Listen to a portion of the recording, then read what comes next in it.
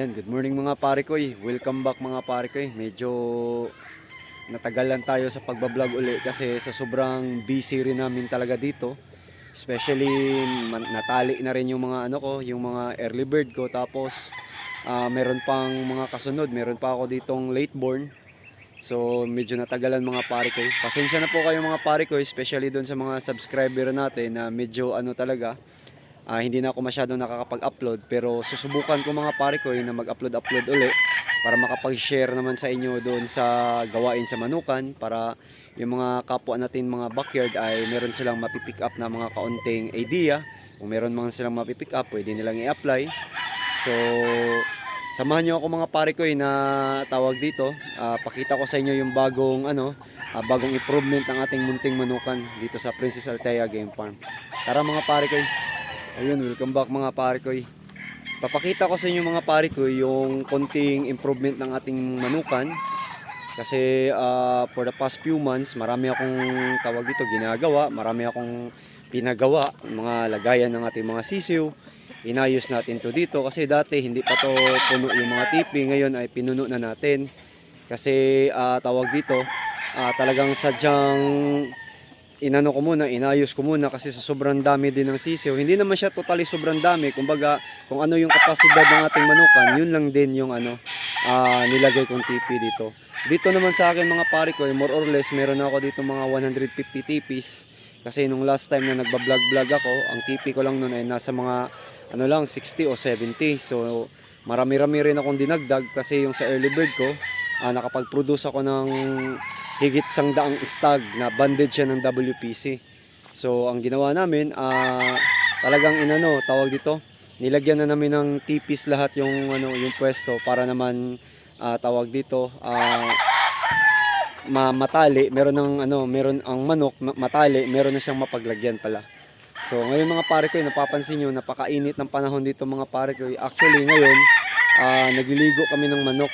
Last time ako lang mag-isa dito, ngayon naman ay meron na akong nakuhang kasama. Kumbaga kumuha ako ng tao para meron akong maging katuwang dito sa manukan. Kasi ngayon hindi ko na kakayanin na mag-isa kasi sa sobrang dami.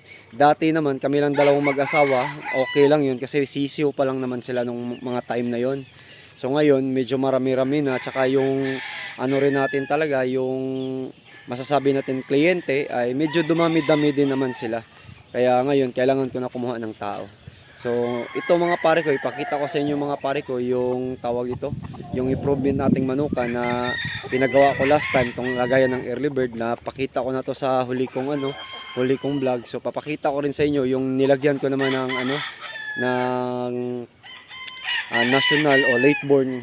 Dapat sana national yan, kaso nga lang nababataan ako, ipapasok ko na lang sa late born. So yun, pakita ko sa inyo mga pare ko. Yan, last time mga pare ko, ito yung lagayan ko ng early bird. Napakita ko na to sa vlog nung huli akong nag-video na ginagawa pa lang siya. So ngayon, dito ko nilagay last time yung mga early bird ko. So far, okay naman silang lumaki, healthy sila. Kaya naitali ko na sila kasi yung early bird, alam niyo naman, October yan. So ayan, natali na. Napapansin nyo, nilagyan ko na rin ng TP dito sa loob ng ranging kasi minaksimized namin. Kasi wala na siyang pwesto mapaglagyan. Kasi ang style ko kasi dito mga pare ko, although 1 hektarya to, hindi ko kasi masyadong nilalapit-lapit yung mga TP kasi ayaw kong masanay na magkakagirian. So talagang nilagay ko sa ayos na mapapansin nyo, malalayo yung TP talaga. Kahit doon sa talian ko, malalayo pa rin yung TP. Kasi para sa akin, hindi ko naman kailangan ng sobrang dami para lang mapuno na parang dikit-dikit yung TP. Ayaw ko ng ganun kasi masasanay. So yan siya mga pare ko. Ito yung lagayan ko ng early bird mga pare ko. Papansin nyo, dati puno to ng damo, nakalbo. Ngayon naman tumubo na ulit kasi naubos sa mga sisiyo nung dati. Itong mga nakatali mga pare ko, sila yung mga ko dati, mga sisiyo ko dati sa early bird. Yan, papansin nyo mga pare ko, pakita ko sa inyo. Yan, yan. Ito yung sample. Yan, ito ay lemon to.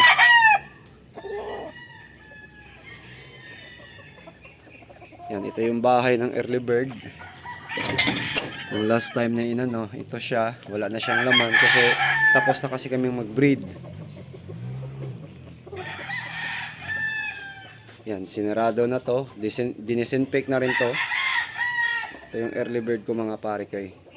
Dito siya kalakihan mga pare ko, more or less mga 40 square meters o 50 square meter yung lawak nito. Ang maganda lang nito, nakatrasis talaga to.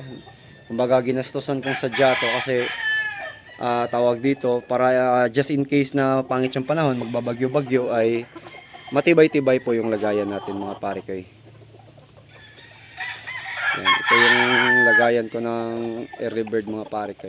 Yan, isa to sa mga early bird ko. Yan, super brown red. Para to sa mga kumuha ng pahulugan mga pare ko. Yan, ito rin tornado.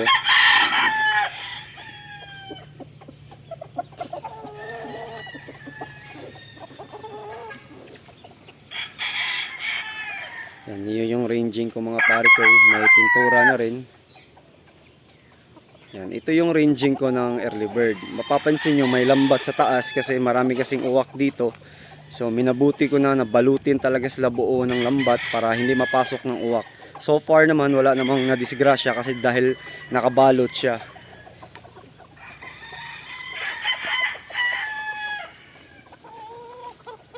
Yan mga pare ko, yan po yung boarding area ko. Napapansin nyo medyo malayo talaga yung agwat ng tipi niya mga pare ko. Kaya hindi ko siya masyadong pinuno kasi ayaw ko yung sobrang dikit-dikit, pangit tignan, tsaka crowded pati. Pakita ko rin sa inyo yung nilagyan ko ng national. Ito yung bago kong pinagawa mga pare ko. Hindi ko pa to na video sa vlog. Kasi matagal-tagal din ako nakapagpahinga sa video o sa, sa YouTube. So ito, papakita ko sa inyo dito. Medyo mas malaki itong mga pare ko. Ito ngayon, meron tong laman ngayon na 291 na mga sisiw mga pare ko. Yan, napapansin nyo, may lambat din talaga siya. Yan. Pakainit mga pare ko.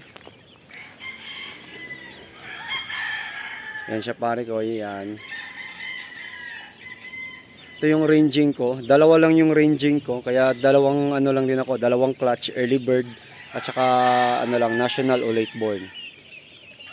Yan, ito siya mga pare ko. Magkadikit lang sila pero rin to, tawag dito, nakabalot din ng lambat. Yan mga pare ko. Ito yung bahay. Ito mga pare ko, medyo malaki-laki tong lagayan na to. Kasi tansya ko dito nasa mga 80 square meters tong bahay nila. Nakatrasis din to mga pare ko. Talagang ginastosan natin to para sa ating mga alaga. Yan mga pare ko yung lagayan. Yan, maluwang to dito, may laman to. Yan mga pare ko. Ngayon, pinakawalan ko na sila, nakagala na sila. Yan. Papansin yung mga pare ko, lahat yan bakal. Talagang sadyang ginastosan natin yan mga pare ko. Yung mga sisiyo ko, nakagala na sila. Ito ngayon, mga 1 month and 1 week old to dito mga pare ko. Ang born naman yan, March 9 born. Yan sila, naglalaro-laro na. Yan mga pare ko.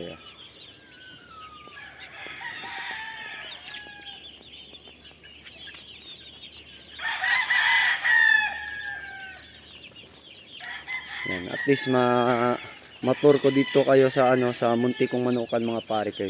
Dito sila namamalagi itong mga sisiyo ko mga pare ko kasi malilim dito, may mangga kasi dito. Pero nakabalot pa rin siya lahat mga pare ko. Napapansin niyo yung dahon nasa taas. Nasasala ng ng lambat. Yan, dito sila mga pare ko naglalaro. Yan, meron pang nakahapo sa punso. Ito punso to. Yan, ganyan yung siya kalaki mga pare ko yung lagayan natin dito sa early bird. What I mean sa national o late born. Kasi March 9 to, pwede naman to ipasok sa late born.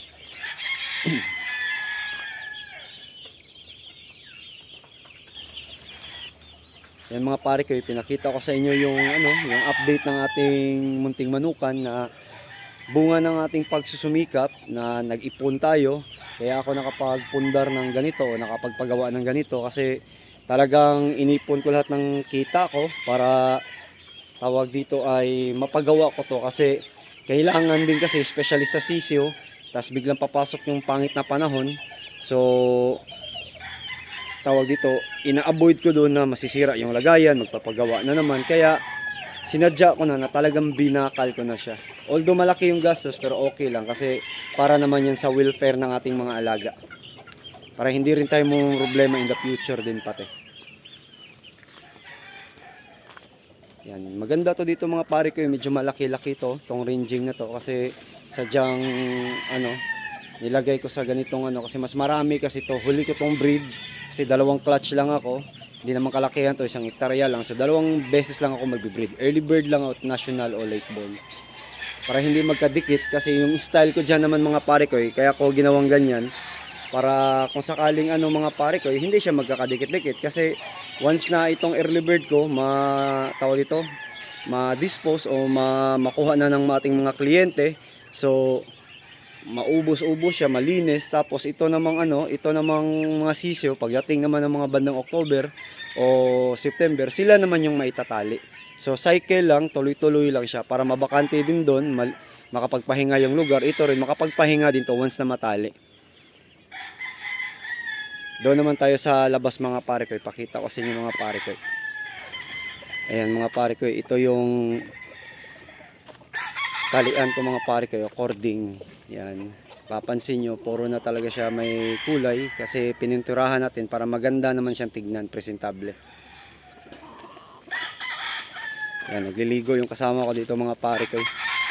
Napakainit kasi ngayon, so kailangan natin silang liguan para mapreskuhan. Yan mga pare ko, yan, nagliligo siya mga pare ko.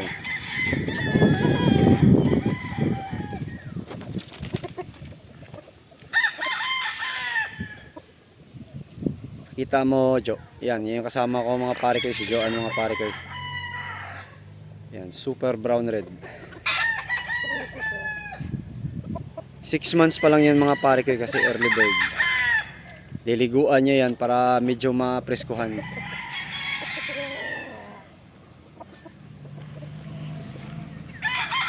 Yan, ito yung ano natin mga pare kayo. Ito yung pinakagitna ng manuka natin.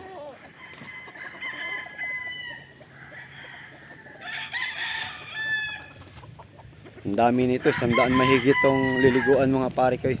Nag-video lang ako saglit, pagkatapos naman nito ay tutulungan ko na siya.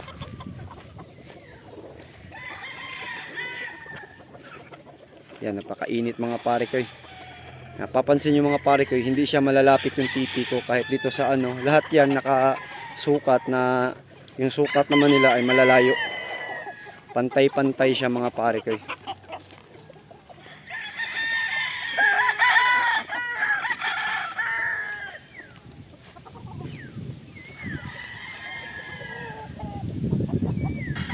Dito naman ako sa malilim na portion mga pare ko kasi yung ano, yung una nandoon ako sa dulo, yung sa sisiwan ko.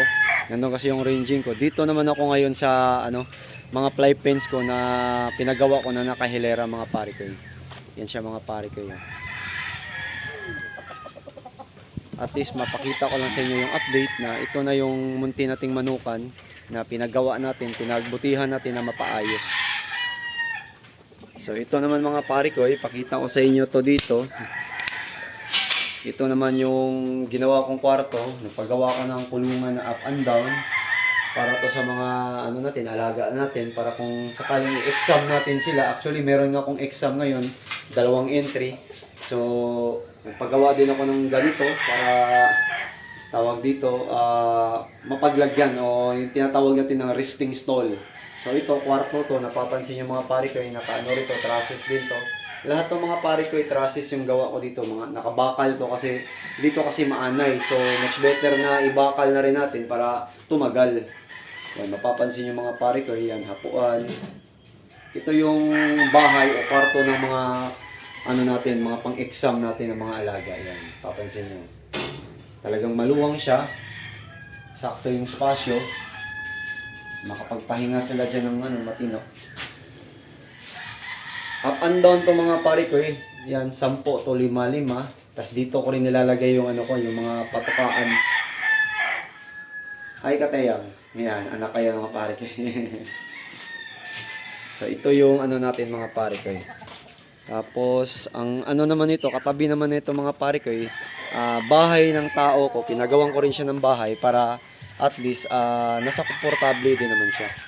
Yan, ito naman yung bahay ng mga pare ko. Yan, pakita ko sa inyo. Ayan, ginawan ko siya ng sarili niyang ano na bahay. Yan, may foam siya na higaan. Talagang nilagay ko rin talaga siya sa tama mga pare ko, sa ayos. Makapagpahinga din siya. Meron siyang electric fan. Pero kumakain siya mga pare ko, doon pa rin sa amin mga pare ko. Sabay siya sa amin kumakain. Yan. Yan.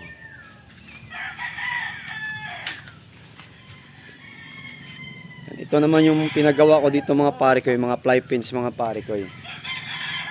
Napapansin nyo, may bubong na rin kasi dati wala yung bubong dyan. Ngayon, pinabubungan ko na rin. Nakatrasis pa rin yung mga pare ko. Baka lahat ng gawa ko dito. Papansin nyo, mga fly pins yan, nakahilera. Yan. 25 pirasong fly pin to na magkadikit. Hindi naman siya magkadikit, may espasyo pa rin siya dyan, may pagitan. Baga tabi-tabi sila, tapos nilagyan ko ng buhangin.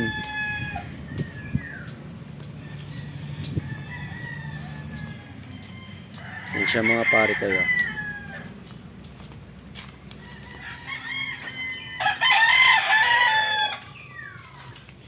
Hanggang dito yan, talagang ginastusan ko itong mga pare kayo. Nag-ipon talaga ako mga pare kayo para dito. Yan, bakal din to dito. Para if in case na masama yung panahon, umahangin, may bagyo, nasa tama yung ano natin, lagayan natin ng manok. Hindi tayo kakaba-kabahan. Yan, dito rin mga pare kayo. Nakahilera din to dito. Yan, dati wala pa to dito dati mga pare ko.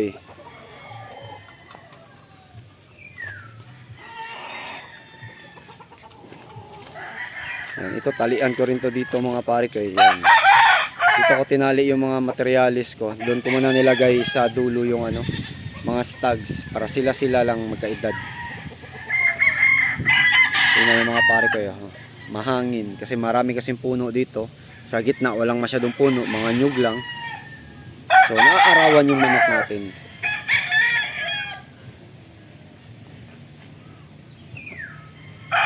Yan yung improvement ng manukan natin mga pare ko. Tsaka ito pala yung gate ko mga pare ko. Yan. Bakal din tong gate ko.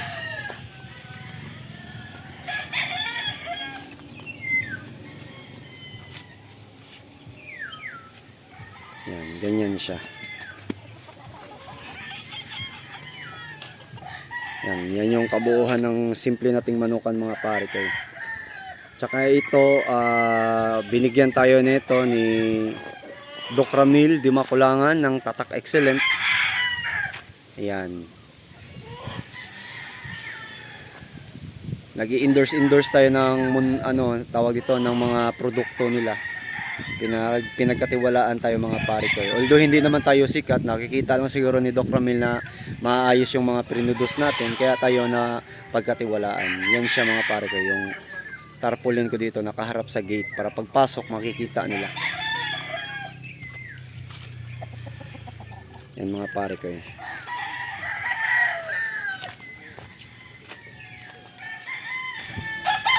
So yun mga pare ko, pinakita ko sa inyo yung ano, improvement ng ating manukan. Mapapansin nyo, ito yung mga pinagawa ko.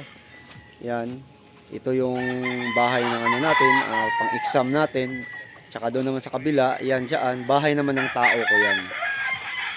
So ayun, nakikita nyo mga pare ko, yun na po yung improvement ng ating manukan mga pare ko sa pagsisikap natin sa pag ano, tawag dito, sakripisyo natin sa manukan na darating din talaga yung time na tawag dito, magbubunga din lahat.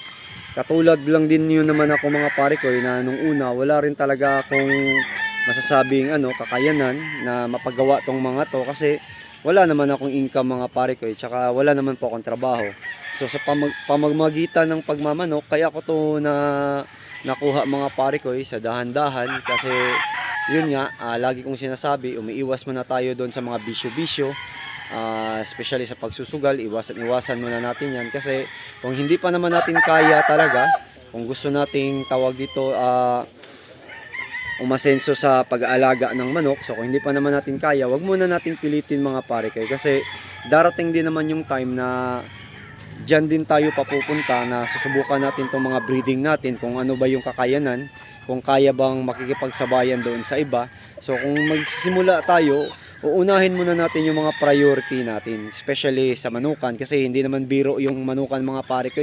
Katulad sa ganito kalaki mga pare ko, hindi nga to masyadong kalakihan pero masasabi ko masakit din talaga yung gastos kasi ang laman ng manukan na to mga pare ko nasa mga 300 to. Kasama na yung mga hindi pa kasama yung mga sisyo doon na 291 sa mga nakatali ko lang sa mga inahin, mga materyales. So higit 300 yung pinapakain natin. So isipin nyo yung pagkain doon, di talaga biro. Tsaka lalo na sa sisyo, yung bakuna, yung feeds. Ang feeds ngayon talagang hindi rin naman mura. So uunahin natin kung maipapayo ko naman mga pare ko, especially doon sa mga nagsisimula, wag muna nating wag muna nating pilitin na magsugal-sugal. Kung meron tayong goal na mapapaayos natin yung natin, yung manuka natin para sa ating mga pamilya. So limitahan muna natin yung sarili natin kasi hindi naman yung tatakbo yung mga yan mga pare ko, katulad ng ginagawa ko. Kaya ito ngayon mga pare ko, talagang tawag dito na medyo nakaboilo ng kaunti kasi ngayon naman ay meron naman na nagtitiwala sa atin kasi yung mga kliyente natin, yung iba pabalik-balik na rin kumuha, tsaka sa pahulugan din, marami rin talagang kumuha dyan sa pahulugan. So yun yung ko dito mga pare ko, kumbaga source of income dito sa manukan. So far naman okay naman, nakapag-provide ako sa pamilya ko, nabibigay ko yung nila, yung kumbaga yung kailangan din nila, papaaral ko yung anak ko. Dahil lang yun sa pagmamanok mga pare ko, ini-encourage ko kayo mga pare ko na wala pong imposible sa taong may pangarap mga pare ko, lalo na kung determinado tayo sa gusto nating maabot sa larangan na ito mga pare ko. So yun mga pare ko, sa mga kapwa ko dyan na mga maliit na magmamanok, lagi ko itong sinasabi na wag po kayong mapagod kung meron kayong pangarap, tsaka tawag dito, focus lang tayo sa goal natin. Lagi nating iisipin na lahat naman ng bagay ay talagang sadyang magsisimula sa maliit. Kaya lahat ng bagay na kailangan natin pagsumikapan kasi masarap po yung bagay na makakamit natin dahil sa pagsusumikap natin kasi doon natin ma-appreciate mga pare ko na makikita mo na every time na saan ka galing matatanaw mo yung sarili mo kasi ako dati rin mga pare ko yung TP ko nga sa 10 piraso lang din. So iyon, ngayon meron na akong higit 100 TP. I think nasa mga 160 nata yung TP ko. So imagine mga pare ko na kahit sa maliit na bagay mga pare ko, kumbaga napapasaya natin yung sarili natin, tsaka makikita natin na nakakamit din natin sa dahan-dahan. Ako naman, sa puntong ito, nagsusumikap pa rin ako kasi hindi naman to akin tong lugar na to. So nagbabalak din ako na makapag-ipon na magkaroon ng sarili kong pwesto para kung papagawa tayo ng maganda, hindi na ba siya sayang kasi katulad nito, nagpagawa ako dito ng medyo solido o quality na lagayan pero hindi naman to akin. So wala naman akong choice kasi kung hindi ko naman gaganunin baka dumating yung time na may mga bagyo-bagyo, masisira din, madudublihan lang ako ng gastos saka abala pa, sobrang hassle. Kaya masasabi ko doon sa mga gustong nangangarap na magkaroon ng ganito, pagsusumikapan natin mga pare ko, lagi lang tayong alalay, tsaka iwasan natin yung mga bisyo-bisyo. So yun lang mga pare ko, medyo mahaba-haba na tong video na to. Tutulungan ko muna yung kasama ko na magligo ng manok. At least napakita ko sa inyo yung update ng ating munting manukan mga pare ko. Tsaka mga pare ko, please subscribe din mga pare ko. Paki-like din yung video na to. Abangan nyo sa susunod, magbibigay ako ng uli ng mga karagdagang tips katulad ng dati para ma-share natin sa kapwa nating magmamanok para makapagbigay pa tayo ng inspirasyon na ako galing sa maliit na backyard ay nakamit ko tong ganitong estado ngayon ng pagmamanok. Makapagbigay naman sa inyo ng inspirasyon na pwede nyong tularan mga pare ko na wala pong imposible sa taong may pangarap mga pare ko. So yun lang mga pare ko, maraming salamat mga pare ko. Peace out mga pare ko.